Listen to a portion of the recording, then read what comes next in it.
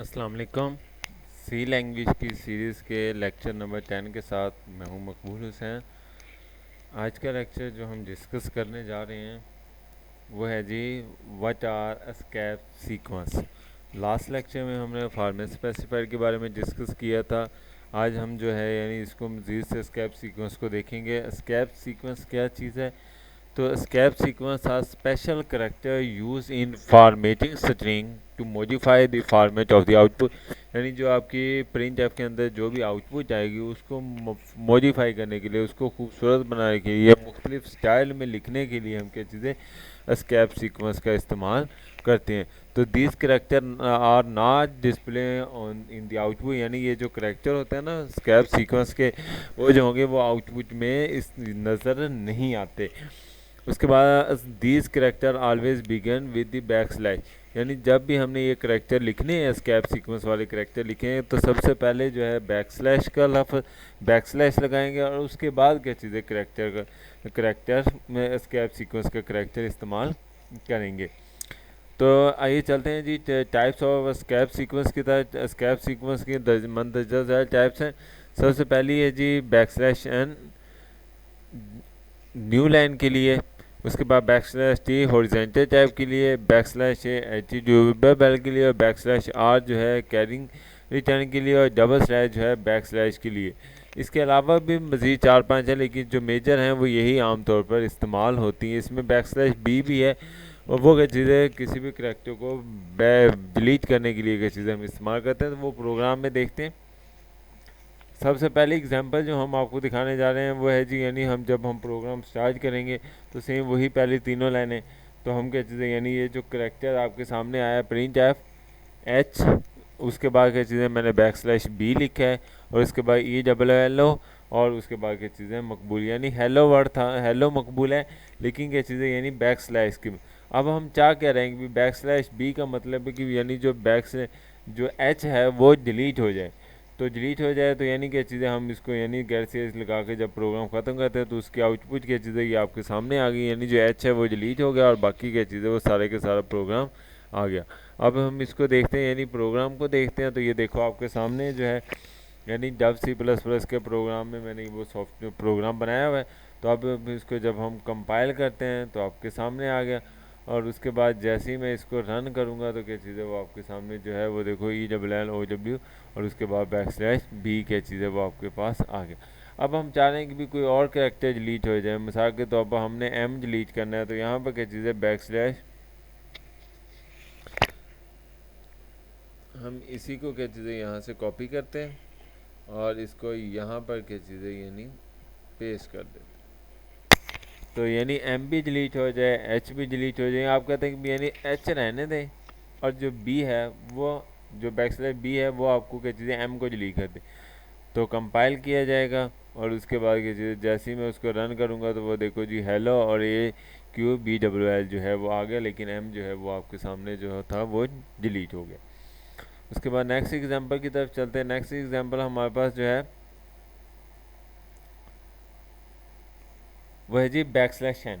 Back slash n जो है new line में लेकर आने के लिए क्या चीज़ें हम करेक्टर को लिखते हैं, तो क्या चीज़ें हेलो लिखा है, बैक स्लैश एन लिखा है, उसके बाद क्या चीज़ें मैंने एक और स्टेज में लिखी वॉइस ऑफ मकबूल हुसैन, तो वो प्रिंट एफ के अंदर, और उसके बाद क्या चीज़ें जैसे ही हम इसको रन करेंगे तो सबसे पहले क्या चीज़ें यानी हेलो आएगा, और उसके बाद जो न्यू लाइन में क्या चीज़ें वो वॉइस ऑफ मकबूल हुसैन जो है वो स्क्रीन पर आ गया। हालांकि ये दोनों अलग-अलग आउट प्रिंट एफ में लिखा हुआ है, लेकिन क्या चीज़ें अगर बैक स्लैश एन नहीं लगाएंगे तो वो क्या चीज़ है वो एक ही आउटपुट में आ जाएगा। तो इसको प्रोग्राम से देखते हैं, तो ये देखिए आपके सामने प्रोग्राम, जब हम इसको कंपाइल करते हैं तो इसमें क्या चीज़ है एरर आ गया, तो एरर देखते हैं अब इसमें क्या चीज़ है। तो अब इसमें देखो यानी वो जो एरर दे रहे हैं हम हमारे पास यहाँ पर हैश हेलो बैकस्लैशन वॉइस ऑफ मकबूल से, अब यहाँ पर क्या चीज़ है डबल कोटेशन जो है वो सही तरीके से नहीं लगा हुआ। तो अब हम इसको दोबारा लगाते हैं, तो ये देखो जी ये कलर में हो गया। उसके बाद अब इसको कंपाइल करते हैं तो स्क्रीन पर आ गया, और उसके बाद जैसे ही हम रन करेंगे तो वो देखो आपके सामने स्क्रीन पर। अब हम चाह रहे हैं कि यानी ये तो प्रिंट एफ था, एक ही लाइन में हम इसको लिखते हैं, तो मैं क्या चीज़ है इसको यहाँ से कट करता हूँ और इसको क्या चीज़ें यहाँ से डिलीट कर दूँ। अब \n यहाँ पर क्या चीज़ें हम लिख देते हैं। अब ये देखो एक ही लाइन में मैंने हेलो लिखा, उसके बाद \n और वॉइस ऑफ मकबूल सैन लिख दिया।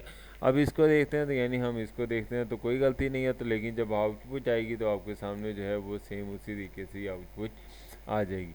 अब हम चाह रहे हैं कि यानी यहाँ पर क्या चीज़ें यानी वॉइस ऑफ मकबूल सैन यानी \n यहाँ पर लिखा हुआ है, तो ये जो मकबूल सैन है वो क्या चीज़ है वो न्यू लाइन में आ जाए, या ऐसा करते हैं कि यानी मकबूल क्या चीज़ है हुसैन भी क्या चीज़ है वो न्यू लाइन में आ जाए। ठीक हो गया। तो इसको हम इस तरीके से यानी जैसे ही हम कंपाइल करेंगे तो प्रोग्राम कंपाइल हो गया, और उसके बाद जब हम इसके आउटपुट लेते हैं तो ये देखो आपके सामने सेम उसी तरीके से यानी हेलो वॉइस ऑफ मकबूल हुसैन की चीज़ें अलग-अलग लाइन में आपके सामने स्क्रीन पर आ गया। नेक्स्ट हम एग्जांपल देखते हैं, यानी हमारे पास जो नेक्स्ट एग्जांपल है वो है टैब यानी हॉरिजॉन्टल के तौर पर अगर हमने चाहते हैं कि यानी जो हेलो पहले आ जाए और जो तकरीबन 8 स्पेसिस की स्पेस के बाद की चीज़ है वह अगला लफ्ज़ आए, तो उसके लिए हम क्या चीज़ है टी का इस्तेमाल करते हैं जिसे टैब भी कहा जाता है। तो टैब यानी जिस तरह ये देखो हेलो आ गया, उसके बाद की चीज़ें हम वॉइस ऑफ मकबूल हुसैन की चीज़ें इसको लिख सकते हैं, और हम क्या चीज़ें इसको हम प्रोग्राम की तरफ देखते हैं तो यानी हम देखते हैं यानी प्रोग्राम में यानी आउटपुट में किस तरीके से हमारे पास जो प्रोग्राम आएगा, ताकि आपको यहाँ पर इजीली अच्छे तरीके से समझ आ जाए। तो ये देखो आपके सामने जो स्क्रीन पर है इसको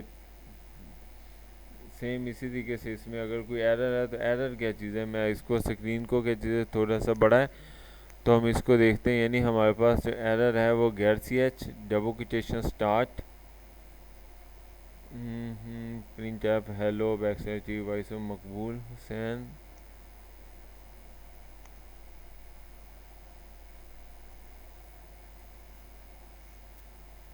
अच्छा जी, हाँ जी, इसमें ना देखो आपने सम ऊपर देखे हैजर फाइल नहीं लगाई हुई _ch की, तो यहाँ पर क्या चीज़ें हम इसको कॉपी करते हैं सेम इसमें यहाँ पर क्या चीज़ें यानी लगाते हैं, तो उसके बाद क्या चीज़ें ये देखो मैं यहाँ पर CONIO कोनियो डाटा लिखता हूँ, इसको सेव कर देता हूँ क्योंकि _ch पर एरर दे रहा था। इसका मतलब है _ch की जो हैजर फाइल थी वो आपने नहीं लगाई थी, तो जैसे ही मैंने हैजर फाइल लगाई तो वो प्रोग्राम की चीज़ें वो कंपाइल हो गया। उसके बाद देखो आपके सामने स्क्रीन पर आ गया हेलो लिखा, और उसके बाद की चीज़ें वॉइस ऑफ मकबूल से जो है वो स्क्रीन पर आ गया। नेक्स्ट हम जो लास्ट एग्जांपल इसकी देखते हैं, यानी हमारे पास फर्दर जो है अब देखो \t और \n को क्या चीज़ें हम एक ही लाइन में लिखते हैं, जिस तरह मैंने लिखा हुआ Pakistan \t is \t my \t country और \n यानी न्यू लाइन में चला जाए। उसके बाद क्या चीज़ें इस्लामाबाद \t इज़ \t और इसके बाद क्या चीज़ें कैपिटल लेटर में, और उसके बाद ये देखना आपकी स्क्रीन पर जो आ जाएगा तो देखो सेम उसी तरीके से पाकिस्तान इज़ माई कंट्री, तो अब ये देखो दूर दूर लिखा हुआ है, और उसके बाद क्या चीज़ें यानी वो कैपिटल लेटर। अब हम इसको प्रोग्राम में देखते हैं, यानी अपने तो स्क्रीन पर आपके सामने है जी, यानी \t और उसके बाद क्या चीज़ें ये स्क्रीन पर आ गया। यहाँ पर क्या चीज़ें इसके साथ टी ये वैसे ही फजूल सा लिखा हुआ था, तो उसके बाद क्या चीज़ें यानी हमने इसको कंपाइल किया, और जैसे ही मैं इसको रन करता हूँ तो वो ये जो है वो आपके सामने स्क्रीन पर आ गया। उम्मीद है आपको इसकी समझ आ गई होगी, यानी जिसमें \t क्या होता है यानी एस्केप सीक्वेंस क्या होता है। आज के लेक्चर की अगर किसी भी टॉपिक की समझ ना हुई हो तो आप मुझसे डिस्कस कर सकते हैं इस ईमेल पर या इस पर भी, और क्या चीज़ें मेरे चैनल पर भी क्या चीज़ें आप कमेंट्स करके पूछ सकते हैं। मेरे चैनल को सब्सक्राइब करना मत भूलिएगा। अपना ख्याल रखिएगा। अल्लाह हाफिज़, फ़ी अमानिल्लाह।